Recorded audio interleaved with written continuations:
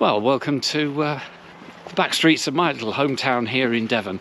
I'm just about to go and catch the bus, and then when I get into Exeter I will be picking up Flixbus to go to London. And this is all part of a reason I need to be in London tonight, and I thought, well, I'm coming back tomorrow, so why don't we compare what the buses are like between Exeter and London, because of course I'm a train guy, so I usually go on the train. So yeah, I thought I'd give Flixbus a chance on the outbound, and then inbound I'm going to come with National Express. So yeah, first up, get to the bus stop here in Topsham, little run into Exeter, and then we'll pick up the 9:25 for London.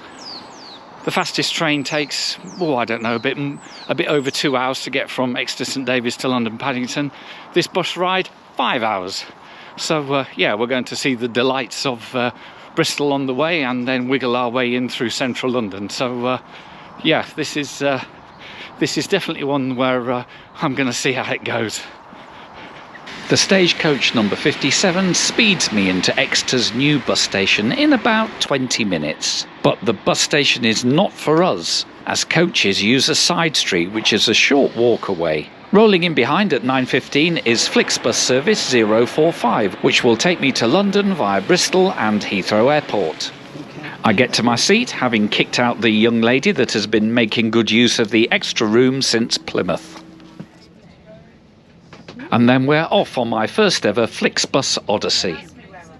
So, whilst the driver negotiates the roads of Exeter in search of the M5 motorway, let's us have a look at our outward journey. We'll leave Exeter and join the M5 northbound with a quick stop at Taunton, or at least the outskirts of Taunton at junction 25. And then it's on to cross the Avon and then track into central Bristol. After that, we'll eventually pick up the M4 eastbound, where there will be a short detour to Heathrow Airport. After Heathrow, there's another quick stop in West London at Hammersmith, before we press on through the traffic to London Victoria. The distance will be 202 miles or 325 kilometres, and with the various stops on the way, we're scheduled to take 5 hours and 10 minutes. And here we are on the slip road to the M5, so let's settle in for the run to Taunton.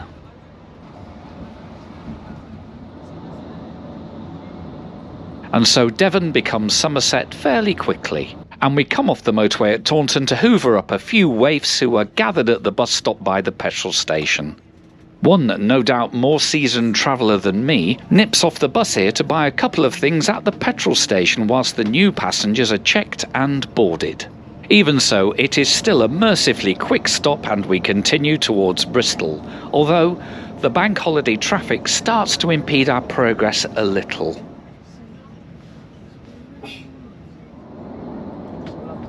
But soon we are back at top speed again and crossing the Avon Bridge before dropping down off the motorway for the wiggle through Bristol.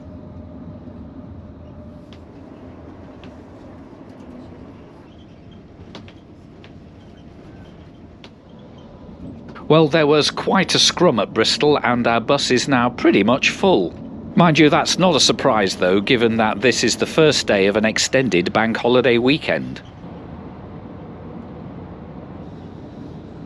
And not only is the bus full, but the weather has turned a bit iffy too. So let's have a quick look at where I'm sat, although there is nothing to see really except a flimsy tray table. Oh, and above there's some air vents and reading lights. Legroom is okay for a coach, although the seat itself is not that comfortable, and I'm already really starting to feel it in my bottom and my lower back.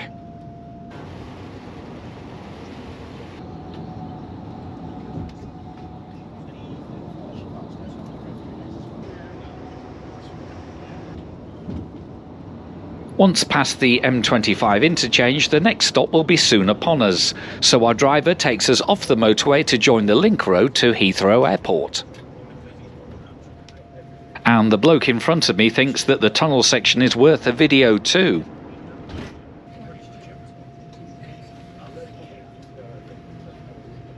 I was surprised that there wasn't a whole lot of coming and going from the bus at the airport. So we're soon exiting the environs and looking for the M4 again. The Chiswick flyover gives us a nice view of Boston Manor, and then it's a squeeze to get past the University of West London building. And soon the M4 becomes the A4 Great West Road, and it really feels like we're beginning to enter London. Our driver takes us off the Hammersmith flyover, and the people needing West London are dropped off at a very nondescript bus stop in Hammersmith.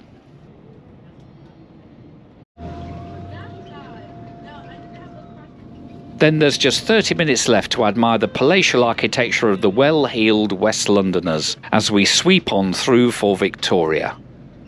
Oh, and there's even a bit of sightseeing to be had along by the river, before we finally turn away from the water and I get my first ever view of the Art Deco frontage of Victoria Coach Station.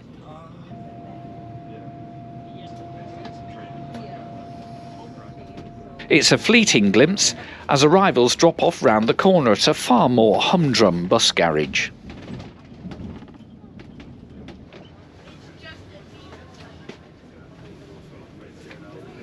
And that's it, round one pretty much complete. The driving was great, but the seats really weren't much cop, and the route, well, the trip around Bristol really felt like it added more time to the journey than I really needed to suffer. Right, well, I'm going to be going round to my sister's house now, where my brother-in-law is having a birthday party, and so Victoria Railway Station is an ideal place for my onward travel. Yeah, so that was part one, Exeter to Victoria Coach Station with Flixbus. Initial feelings, long journey and not very comfortable, quite an old bus. National Express, the bar is very low, so I'll see you tomorrow. Let's go back with National Express. And here we are the following morning back at London Victoria. So right, let's head over to Victoria Coach Station and get the 11 o'clock National Express back to Exeter. We'll see how this one goes. Let's gaze upon Victoria Coach Station. What an Art Deco masterpiece it is. And it shares the street with an air terminal, which is now the National Audit Office. And there's more cool stuff. The coach station is managed by TfL, hence the one-of-a-kind coaches roundel by the door. Actually, two-of-a-kind, because when you go round the other side, there's another one. Of course, being from 1932, the main entrance is a little cramped, but you still get to see where you need to go. And round the corner are the first batch of coach stands, and I'm pleased to say, somewhere to buy something to eat or to stock up on things for the journey. And if you can dodge the traffic, then the other wing has a Starbucks with an excellent coach spotting view.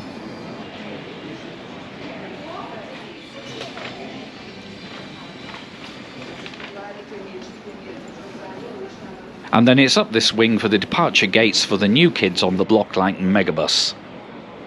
But I'm leaving from stand 9, and it's going to be number 503, the 11 AM departure for Penzance. But Exeter is going to be far enough for me. I mean, who would be mad enough to go all the way to Penzance? And first impressions, I'm in a different league. The seats are nicer, there's nice armrests, a tray table, albeit slightly flimsy. It's a lovely day, and I'm feeling good about the trip, even if I've got a bit of a hangover.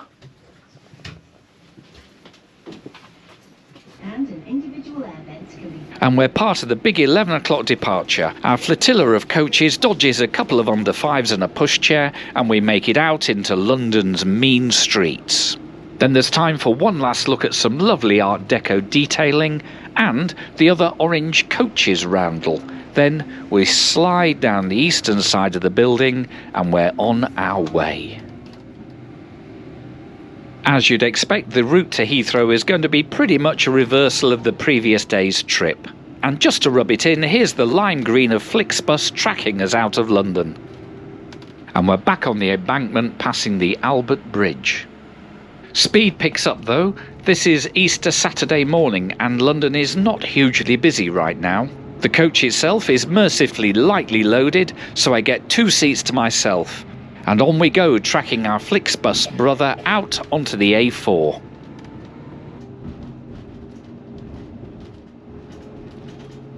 And you get a good reminder here that the locals sure love their Mercs and Audis. You know, we don't have car showrooms like that in Exeter. Still, our driver has hit the cruise control and we're now safely onto the M4.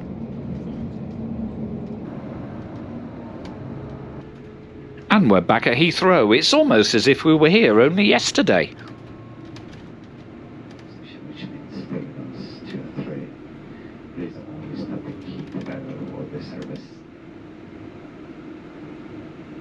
Well, that was quick. We dwelled here for just 8 minutes before we are away again. The professionalism of National Express is enhanced by the pre-recorded messages that are played at each stop, rather than the driver just speaking some words into the microphone.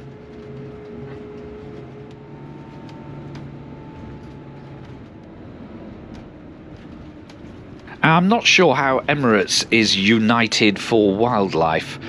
Smacks a bit of greenwashing to me, but given I fly a lot doing these travel videos, I possibly should not be pointing the finger too much.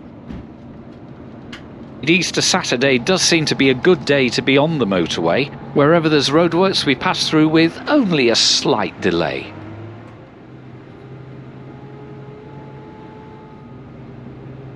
And then it's all about kicking back and listening to a podcast and maybe a few tunes as Berkshire becomes Wiltshire and we're soon closing in on the M5 and the southwest.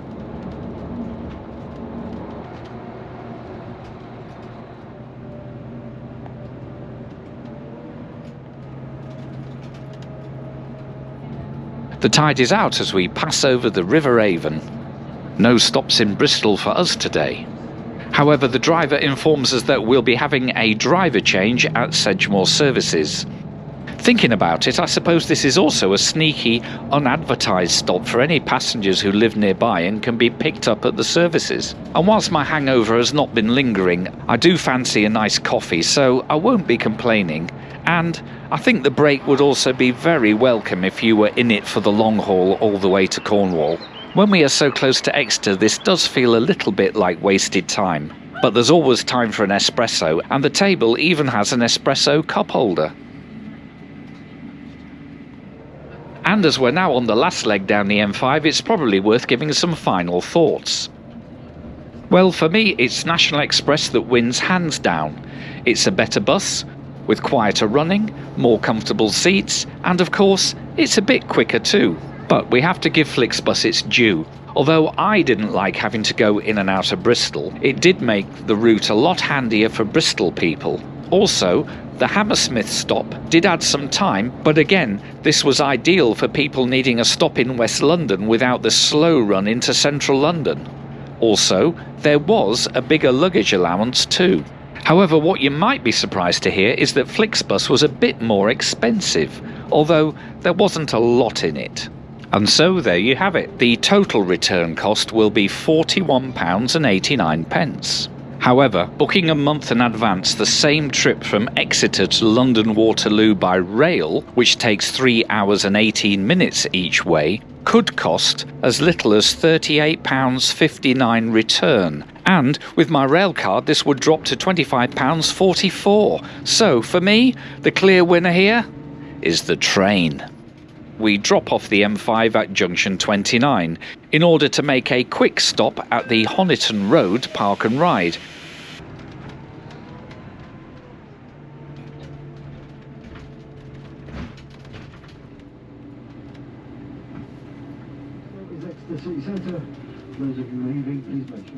Soon we're back to Bampfylde Street after a long but not unpleasant journey.